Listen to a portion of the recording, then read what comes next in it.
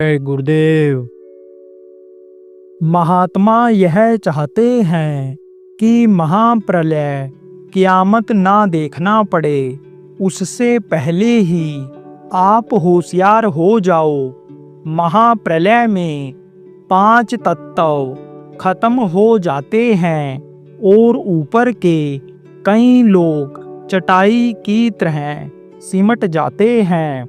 बाबा उमाकांत जी महाराज ने सत्संग में महाप्रलय के बारे में बताते हुए कहा कि धरती पर जब पाप बहुत बढ़ जाता है तब यह धरती हिलती है, भूकंप आते हैं जो अब आने लगे हैं, संकेत मिलता है।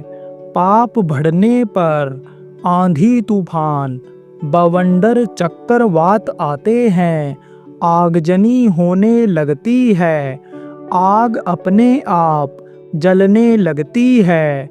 जैसे कि इस समय पर पता नहीं चलता है कि आग कहाँ से लगी है और फैक्ट्री की फैक्ट्री राख हो जाता है। पूरा मार्केट, पूरा गांव जल कर राख हो जाता है।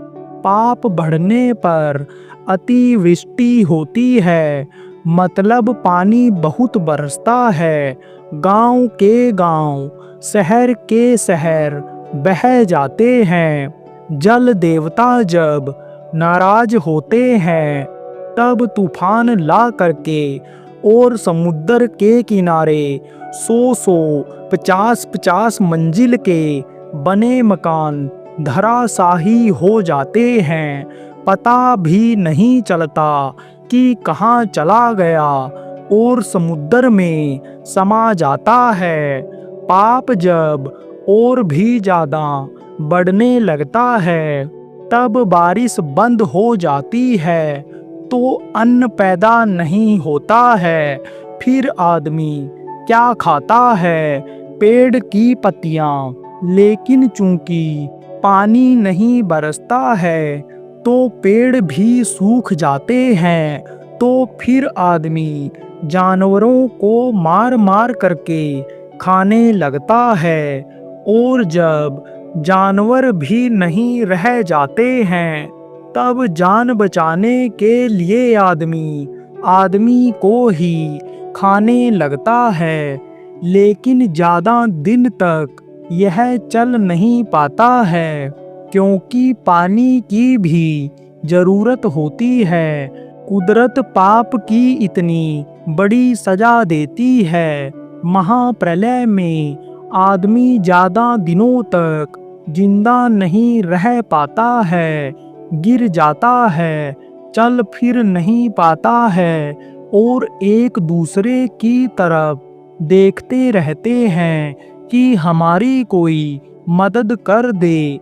तड़पते रहते हैं और तड़प तड़प करके प्राण निकाल देते हैं तो आदमी खत्म हो जाते हैं।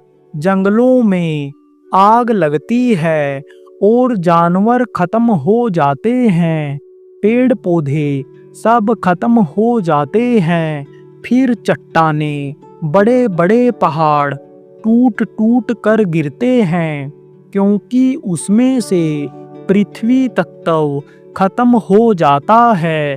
पृथ्वी तत्व खत्म होने से धरती राख की तरह हो जाती है और पानी धरती को अपने में सोख लेता है। उसके बाद तेज अग्नि पानी को सोख लेती है तो जल के जीव भी तड़प तड़प करके खत्म हो जाते हैं। फिर अग्नि को हवा सोख लेती है और आकाश तत्व हवा का शोषण कर लेता है। बस ऐसे ही यह पांचों तत्व खत्म हो जाते हैं। चारों तरफ अंधेरा हो जाता है क्योंकि चांद, सितारे, सूरज यह सब तत्वों पर ही निर्भर हैं तो यह सब सिमट जाते हैं। उसके बाद स्वर्ग लोक, बैकुंठ लोक आध्या महाशक्ति का लोक, ईश्वर का लोक चटाई की तरह सिमट जाते हैं और खींच करके 10वां द्वार तक पहुंच जाते हैं। काफी समय बाद सतपुरुष की जब पुनः मौज होती है, तब फिर वे धीरे धीरे विस्तार करवाते हैं, तो कुदरत पापों की इतनी बड़ी सजा देती है। इसलिए आपको याद करते रहना चाहिए कि कहीं हमारे शरीर से, हमारे मन से, हमारे धन से पाप ना बन जाए, तो यह जो महाप्रलय क़यामत है, यह ना देखना पड़े, यह जीवन में ना आवे। उससे पहले आप थोड़ा सा होशियार हो जाओ और अपना असला काम बना लो। यही महात्मा वक्त गुरु चाहते हैं। जय गुरुदेव।